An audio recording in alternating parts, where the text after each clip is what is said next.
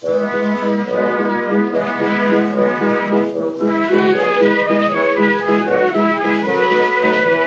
to Loremen, a podcast about local legends and obscure curiosities from days of yore. I'm James Shakeshaft. And I'm Alasdair Beckett-King. And we'd done a live again, didn't we, Alasdair? We in fact did actually, James, yes. It was a right laugh. Also, last minute, snuck it out on YouTube as well, so you can go and track that down. But the high-tech webcam imagery we produced. It was by no means two men hunkering in a poorly lit corner. No, it was mostly one man and two microphones obscuring the face of another man. What's the story, James? Oh, it's a bunch of Leicestershire ghost stories to shiver your spines. Spines? Spines. Spines. Yeah. Hello, Lorefolk. That was really rude, the way we went live on the internet and I just completely ignored everyone in the room and was like, oh, one person watching us on YouTube is here. Yeah.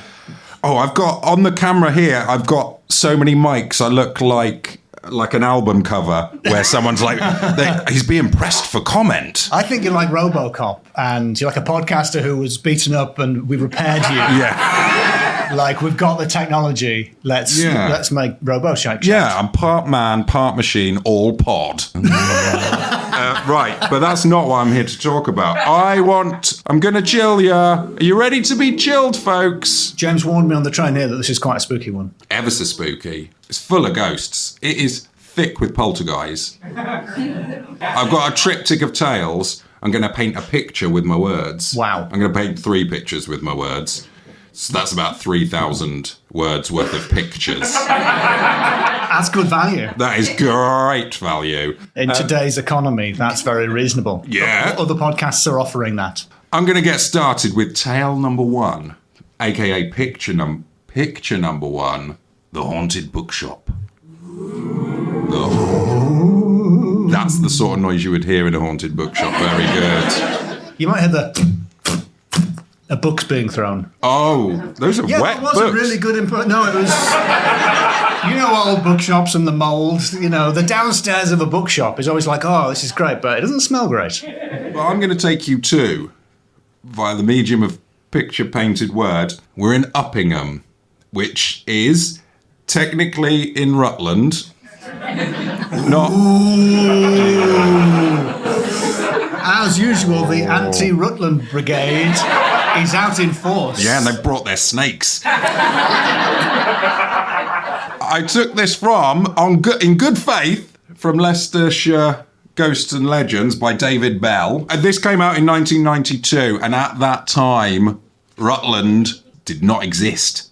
I don't know if it was like that isle off the Scilly Isles that only exists at some times, or that town in Scotland. But for a period of time, Rutland was not there. It was part of Leicester. And then it came back again. Had a massive comeback tour, dressed in black leather, had Rutland.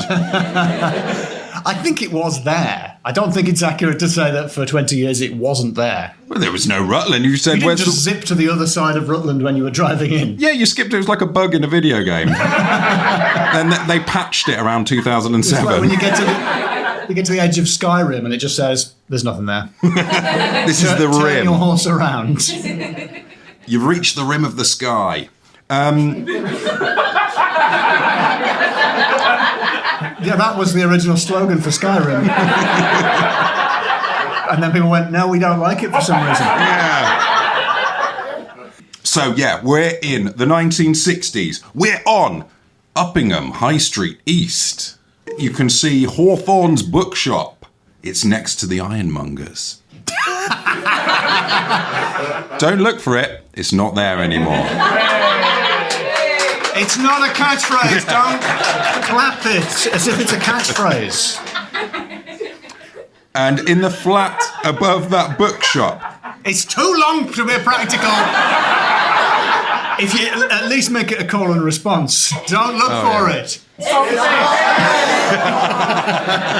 Thank you. Thank you, those of you who shouted some fish. That's the other. That's a catchphrase. So, Alan Morrison and his wife, who is unnamed in this text, but probably had a name in real life, and their young son, 3-year-old son, Peter, They're moving out. There's a removals van there, also in the picture. They're handing their keys to a Mr. Fuller, and he looks a bit apologetic. And giving him a lift in his car is their good friend, Pete Brown. He's an analytical chemist. And he's looking up at the flat with an expression that sort of says, good riddance. They've been haunted out of the flat. Yeah. The Morrisons, not the supermarket chain, the small family Morrisons had a series of spooky instances in that flat. One time, Alan was alone. His wife was at the Women's Institute. He was reading in bed, recovering from a nasty bout of flu. His cat was next to him. The cat was also unnamed. Probably. Cat reaching wife levels of detail there. And then all of a sudden, the cat stands up and stares at the corner of the room. That's something a cat would never do. Normally, that's very suspicious behaviour. And Alan notices the room has become ice cold. The cat arches the back, tail goes thump. Yeah, all the hairs stick out, it didn't explode. Tail shoots right off, sticks into the ceiling. Yeah. A ghost. No, it just puffed up like a cat's tail does when it's scared of something. When ghosts are present. Yes. And Al realises the room's gone really, really quiet. It's only 9 o'clock at night. He's on the High Street east of Uppingham. Can't even hear the ironmongers. No! Normally there'd be clangs and bangs. They'd be doing the night ironmonging. He can't hear, there's a pub right there. He can't hear that noise. It's strangely silent. And this lasted for about 5 minutes. Then everything returned to normal. That happened to me once. Everything returned to normal. No, everything went quiet. I was on the street once. Have I not mentioned it on the podcast before? No. Is that the mist incident? No, it was not when I got lost in the mist and frightened a postman. It was... We don't need to go into that again. For legal reasons. I loomed at him. No, I was walking to a gig in North London and I realised I could hear a man right down the street talking on his mobile phone because it was the only sound. Which in a city, there's no traffic, no wind, no birds, nothing. It was completely silent. And when he stopped talking, completely silent. It only lasted about 10 minutes. It must have just been the lack of wind. I don't know. It was really sinister. Just sometimes things get quiet, I guess. Yeah. I used to find that when I did stand-up comedy. Everything returned to normal. And his wife came back from a WI incident. That's not the right word. A wincident. The wife came back from the WI and, as it says in the book, she did not like the story and asked him to not talk about it. I don't know if that's spooky We've had reasons. some reviews like that for the podcast. And then a few weeks later, Peter, the 3-year-old child... Peter. I've got 2 Petes in this story for a start. I didn't think it through. The 3-year-old Peter... Peter, he was so Peter, they named him Peter. He was casually chatting with his mum. You're laughing now, you're going to be chilled in a second. For the benefit of the newcomers, usually we just say the word Peter for 6 or 7 minutes mid-podcast. Yeah, and then it tends to peter out. He can just do it. It's not planned. It just comes out of him. I've just got the word Peter written for every page. It's like The Shining, but for Peter. Yes, but with Peters. All Peter and no Peter makes Peter a Peter. That's what it says there. The 3-year-old Peter over breakfast was casually chatting to his mum, and he mentioned that the lady had been to see him again.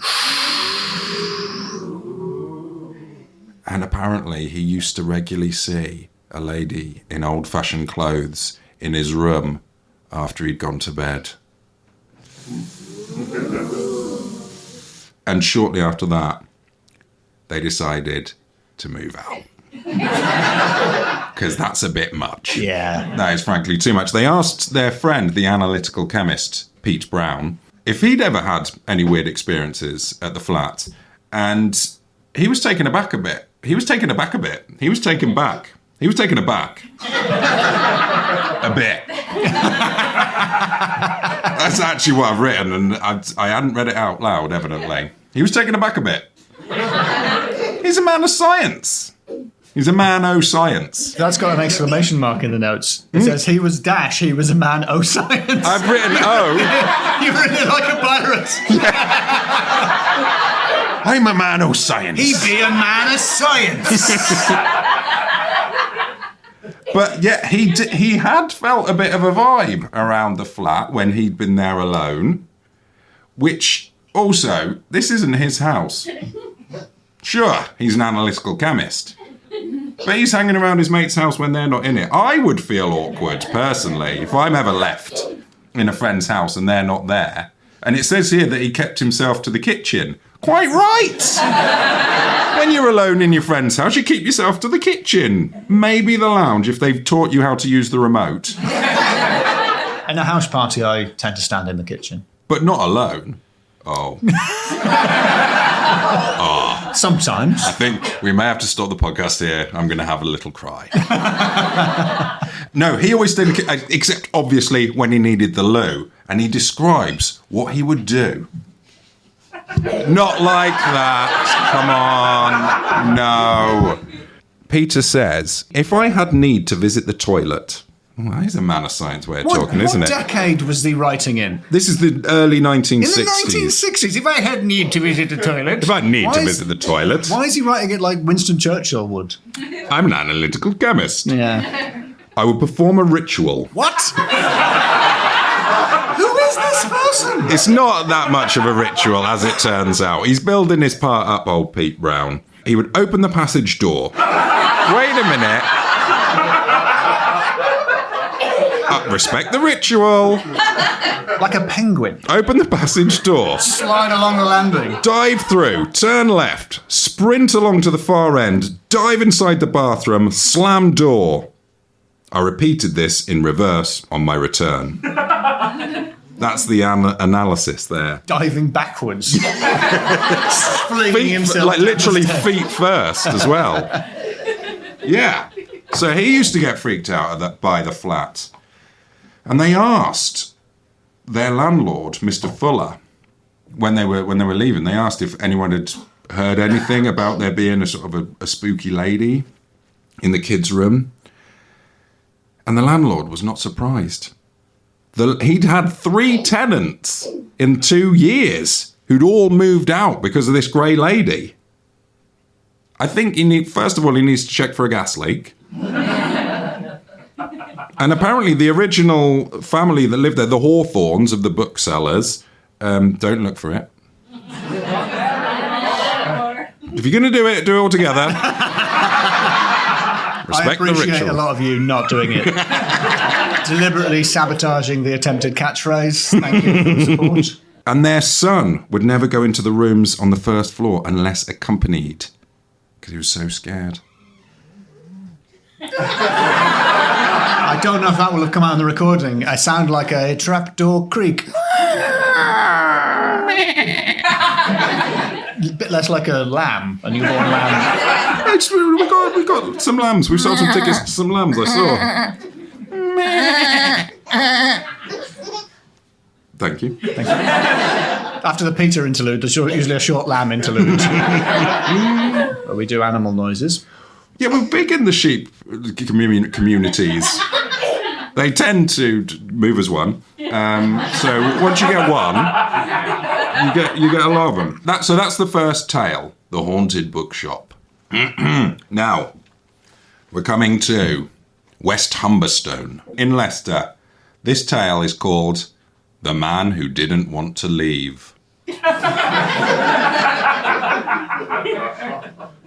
Bearing in mind I'm going to be telling a ghost story, that should have been more scary, less laughable. It makes the place sound nice, though. That's the problem with it as a title. Oh, I don't want to leave. Yeah.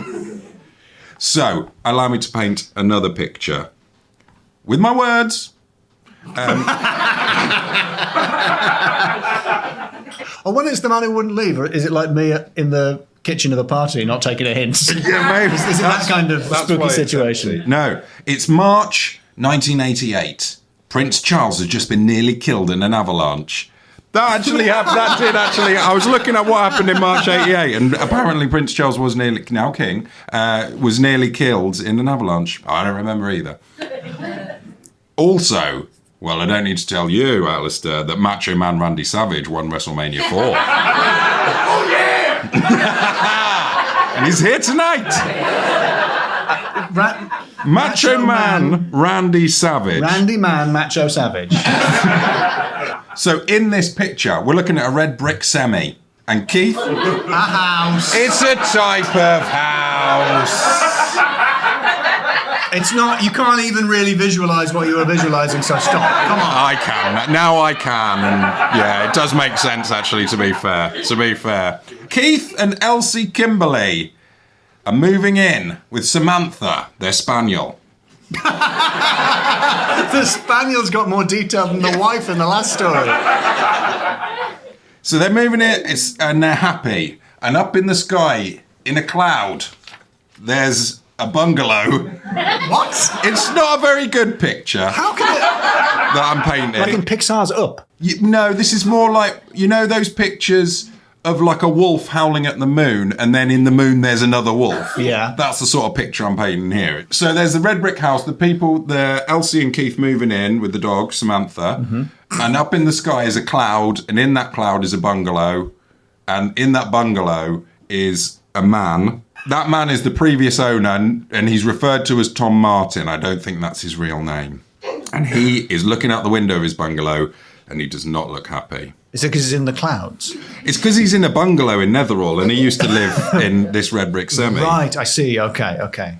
But is the bungalow on the ground, James, like a normal bungalow? Oh, in real life it is. This, for the purpose of the picture that I'm painting, right. I'm just trying to give you... It's like the Jesus with the heart knocking on the door of the tree one. It's not what actually happened. Jesus didn't really knock on the door of a tree.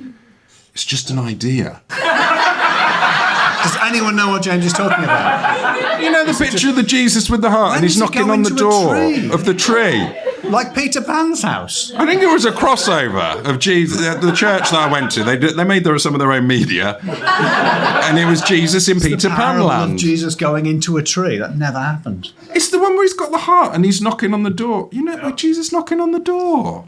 You've not seen the picture of Jesus knocking on the door? There's a famous one of like, I did come to your house, you know, where Jesus pranks that guy.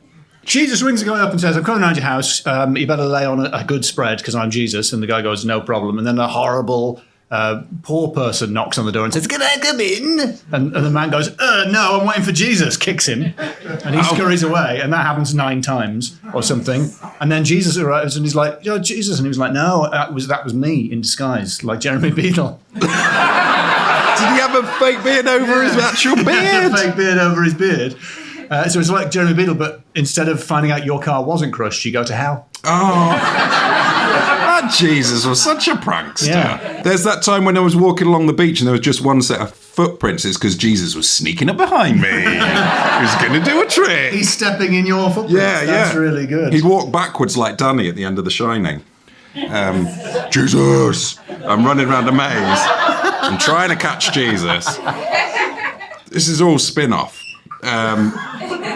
Right, but anyway, back to March 88. March to June are later described as the only time that Keith and Elsie, presumably also Samantha, were happy in the house. In June, Tom Martin, the man who was figuratively in a bungalow in a cloud, but in real life in a bungalow on a street, became ill.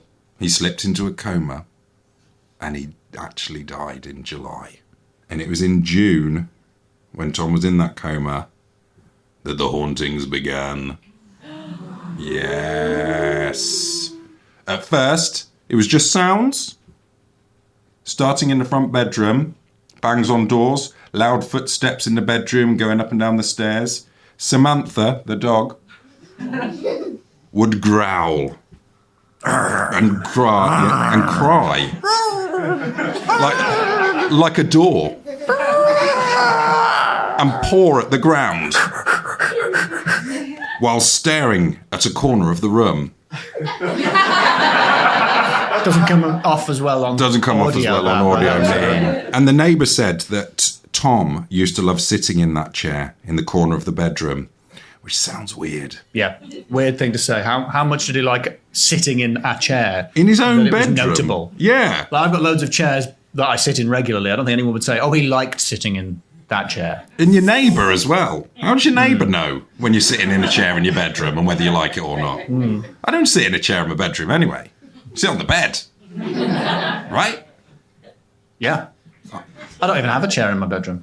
I've seen pictures of this place on the internet. It's either a very small bed or a very small chair.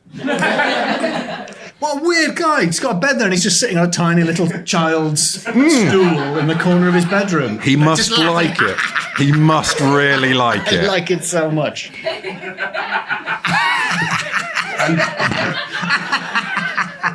No wonder the dog's like, what the heck is going on?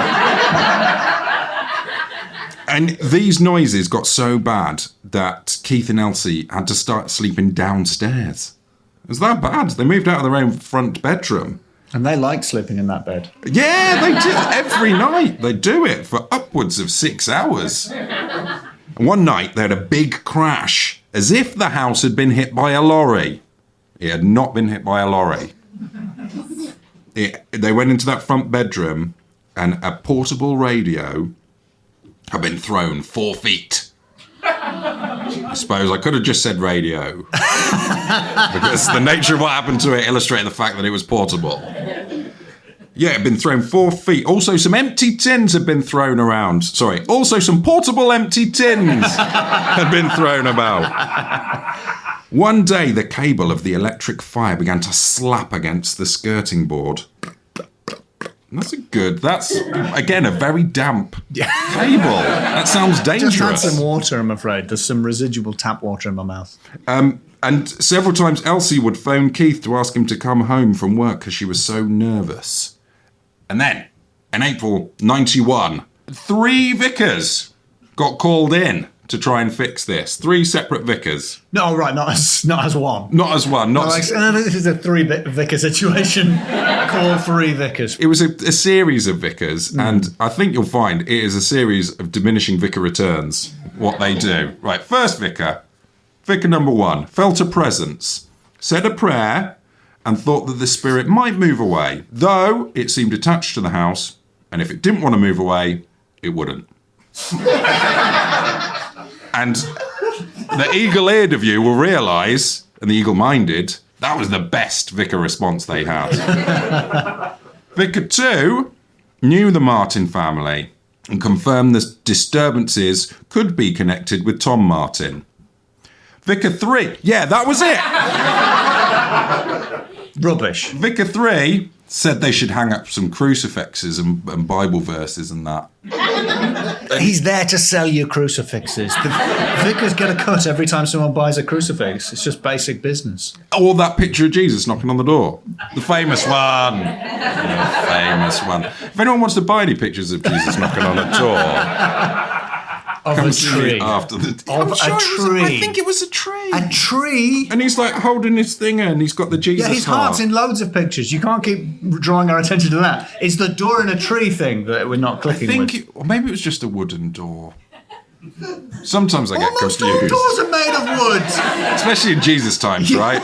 Yeah. No, and one thing that they pointed out was that there are weeds on the door that shows that it's not been opened because they've not let anyone into their heart. Because I think the tree door thing is a heart of a human. I think this was a fever dream that happened at Bible camp. Anyway, so that's all the third vicar. The third vicar just suggests a redecoration.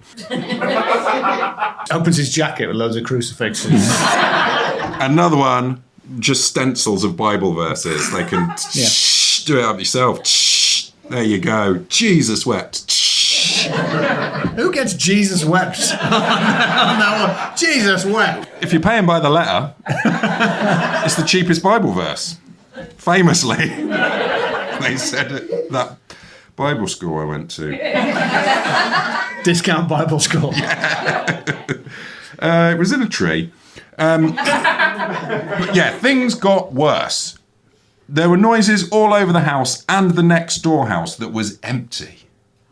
Yeah. How did people know that there were noises there then? Because you could hear them through the walls. Oh, okay, right. Yeah. The paper boy heard slapping on the door when he knew that no one was there. That is uncanny, isn't it? Yeah, like really wet slapping. And the police were even called about the noises next door, and the police checked the door was locked. No one was there. So far, so pipes. Wet pipes as well, as we found. But they started to see some visual manifestations. They started to see a strange white shape. It was a shiny mist, like exhaled cigarette smoke, but with silver flashes in it. I've got an account of it here. We've all heard of exorcisms. We've all heard of the film The Exorcist. Yep. No one tried this.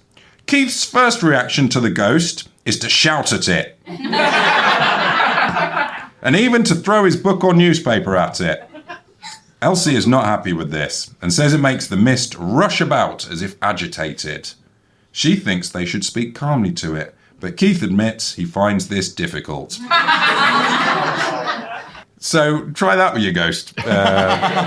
Just shout at it and throw books at it. Fight fire with fire. And then other times it would appear as a circle of a light that moved around the room. And they've taken pictures and shown them to David Bell, the author. He's actually seen them. There's also a black shape. Oh, I went all wet in my mouth. Sounds weird. Do you want me to read this bit?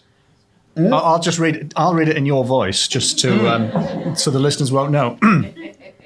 A black shape begins a small sphere. That's too wet. Hovering. Hold on, I'll try and make it just a little bit.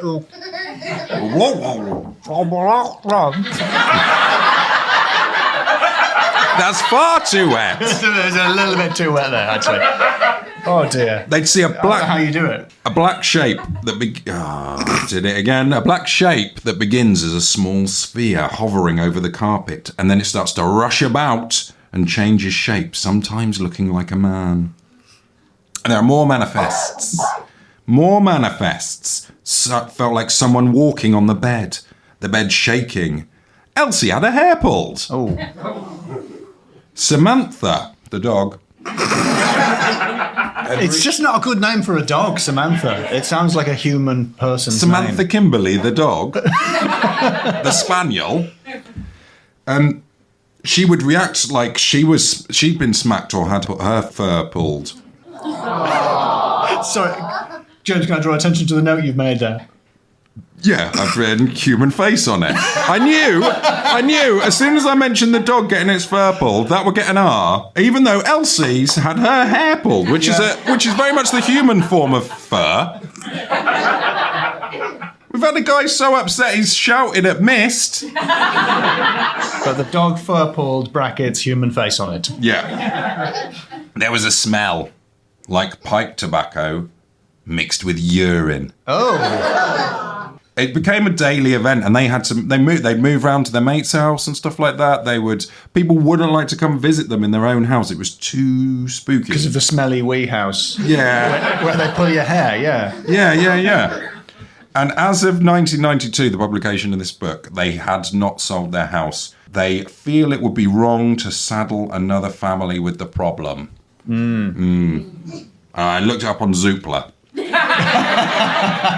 It doesn't go back that far. Annoyingly, I can't find it. I was really trying to find out they sold it in 93. But they could still be living there to this day. Right. My final tale / picture is nighttime. There's a Georgian building built in 1805. You can probably tell that because it's got one of them bricks in it that says 1805. Mm-hmm. And it's lit up by a car's headlights on full beam. And who's driving that car? It's Pete Brown, the analytical chemist from earlier, remember? There's an attic room, and there's a window, and within that window is a sort of glow. You can sort of tell there's a bit of a glow going on, and you can see through the lounge window, and through there's the Morrison family, Alan, Pete, and the wife. Possibly a cat. This is a few years later. They're smiling and they're laughing in there. They're having a great time. Yeah. But we can't hear them, so it's sinister. No, they just look happy. They do look happy. Right. They do look happy. I can't stress that enough. We're at the Morrisons' new home. We're finishing off that story that we started earlier where they moved out because of the Grey Lady Ghost. Good. And now they've moved into this house. They've settled in. It's the village of Aston? Also Rutland? Sorry. And it's this Georgian building owned by the Honourable George Finch. Pete Brown and his wife, also unnamed, have come to visit. And Pete felt fine. He didn't feel any of the unease he had at the last place. But his wife. At 2 a.m. on a summer night in 1966, England may have just won the World Cup. And what about WrestleMania? Don't know. Exist in 1966? I bet they did WrestleMania in really long shorts back then. And they probably all had second jobs, like delivering bread. Yeah. At 2 a.m., Mrs. Pete Brown shakes Pete Brown awake. She's terrified. She is in a state of terror. She's normally tough and no nonsense and has no belief in the supernatural, but she has seen a shining white shape like a man in a white cloak. Ooh. And the next morning, Pete breaks it to the Morrisons. Your new house is haunted as well, guys. Thought you were moving away, but this one's haunted as well. And Alan's like, no, it must just be the light from when the car comes up the hill and goes around the corner and the light goes in the room. It must just be that. And they point out that the spectre wasn't moving. And even that night, Pete goes and gets in his car and drives up the route to prove that it wouldn't have been like that. That seems a bit much, Pete. They're trying to enjoy their new life. But thanks to the angle of the car and the hedge and whatnot, it definitely couldn't have been that. I mean, at this point, it sounds a bit like a family being harassed by an analytical chemist. I think so. That's probably what Alan thought. And he thought, I think I made a mistake making Pete Brown my best friend. Leaving him alone in my house. They speak to that right honourable fella who owned the hall, Mr. Finch, and he said that a previous owner had died in the servants' quarters in 1902. He'd been taken ill just before a party and had been put in the attic. Just like a Christmas tree. Yeah. The Christmas lights will just bundle him away. I'll just read the exact quote. He had been taken ill just before a weekend house party and had been moved to the attic bedroom for everyone's convenience. Oh, yeah. Next sentence. He'd died there 2 days later. Not everyone's convenience, is it? Now, Mr. Finch had never heard of the room being haunted and was surprised to hear about the shining man in the white cloak. Mrs. Brown insisted on a change of bedroom and has never seen a ghost since the incident. So that's the story. That's the third painting of a picture of words. So it's time for the scores. Those were three great stories. Well done, James. 3 great word paintings. Yeah. I really hope word paintings that are paintings for words catches on as the way you describe your stories. Yeah, I think so. Category 1. I'm going to go with supernatural because that's got to be the scariest tale to date. I think it was so dense with ghosts, and we know that ghosts and the supernatural are virtually synonymous. Mm-hmm. I think it's probably a 4 or a 5. I'm going to put it by way of whoops and cheers to the room. Who thinks it's a 4 out of 5? Ooh. That's quite bad. So they may think it's a 3. But let's find out who thinks it's a 5 out of 5. Woo! And who thinks it's a 3. One person. One cruel person. It's 5 out of 5 for supernatural. Well done. Excellent. The second category is names. Names. In my experience, wives usually have them. Yeah. More often than not. So I'm thinking it's low. Have you got anything that can make up for the fact that woman's name wasn't it, but we did know the dog's name? Samantha. Samantha the dog. That's such a bad name for a dog. Whilst that wife didn't have a name, Elsie, Keith, Kimberly, their surname was Kimberly, that could be an extra name. But then Mrs. Brown didn't have a name. She was just Mrs. Pete Brown. And there were two Petes, because there was Pete and then there was Peter. Yep. The 3-year-old Peter. From that bit when I said Peter for an hour. Who thinks it's 1 out of 5? Come on, at least one per Peter. 2 out of 5. It's 2 out of 5. Unless they were something we're holding up for 5. Do we have any category suggestion? Wet noises. Do we go with wet noises? I'm happy to go with wet noises. There's Malto wet noises. What's the next category, James? Wet noises. Don't you say that like I didn't, like with confusion. I was saying that for the recording, but we're going to cut out that bit. I said it with confusion because I was confused. Just like, sorry, we're not listening. It's wet noises. Oh no! I was teeing you up. I for thought a maybe you podcast magic. I thought you'd had a little Rutland moment where you. I just stopped existing briefly. Yeah. I think it's time for the next category, James. What wet noises? No, don't.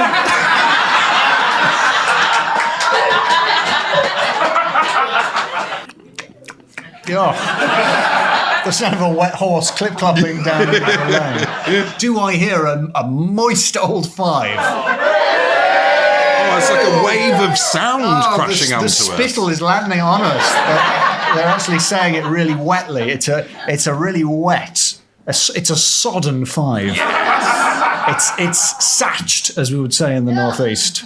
Final category is Let It Lie, Peter. And he should have let it lie. He should have let it lie. The main thrust of this argument is the Morrisons have settled down into their new house that doesn't have a ghost in it, and they've given you an explanation for why your wife thought she saw a ghost. Mm-hmm. And you've waited till that night and you've got in your car and driven around to disprove that to them. Let it lie, Peter. Yeah. I know you're an analytical chemist, but turn the analysis off for 2 seconds. You want to stay friends with the Morrisons? I don't know. As the Scully of our Mulder, as the hot ginger one in this podcast, I sort of sympathise with the hard-bitten skeptic. No way, he wasn't a skeptic. He thought it was ghosts. Screw that guy. Yeah. He was the one who used to dive down the corridor. Yeah. What did he call it again? A ritual. His ritual of going to the toilet involves diving. No, this guy is a menace. Let it lie, Peter. Yeah, I don't even think he's really an analytical chemist. I think if you don't like being alone in your friend's house, don't be alone in your friend's house. It's very curable. Yeah, all right. So I think it's a high one. So I'm going to start the auction at 3. Start the noises. Do I hear 3? It's just the noises. No sounds. No 3. It's almost spookily. Start the ritual. Begin the ritual. Do I hear an eldritch 4? James, it could be. Oh, this is so tense. It's either going to be 5 or they're all going to get in their cars and drive around with the high beams on to prove me wrong. For Let It Lie, Peter, do I hear 2? Nothing. It's all or nothing. I've never been this excited during a recording of a podcast. Is it 5 out of 5? Yes! All right, that's completely blasted the recording. Could you do that again, less enthusiastically?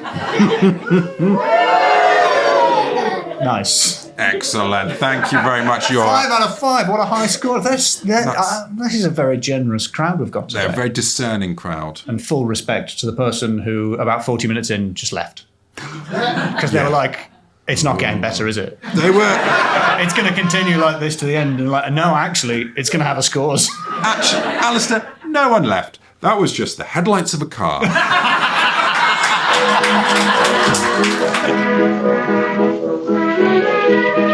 Thank you to everybody who came along. The lives are always fun, but I think this one was especially fun. We'd snuck into first class on the train on the way up. We did. And I think that buzz of being of criminality and seeing how the other half, the other 1% live. Bigger chairs. Actually, if you'd like James to be able to travel in first class a bit more often, you know what you can do? You could join the Patreon at patreon.com/LoremenPod. And you will get something in return, not just selfies of me in first class. You get a load of bonus episodes. You get some stuff. You get stickers. Other things. Access to the Lorefolk Discord, which is a lot of fun. Discord, yeah. And yeah, so see you next week. It's World Book Day on Friday, so you better be prepared for that, I guess. Well, I think you've got to be successful before World Book Day becomes an issue, I think. Although moustaches are quite cheap, aren't they? So exactly. I might do something. I might dress up.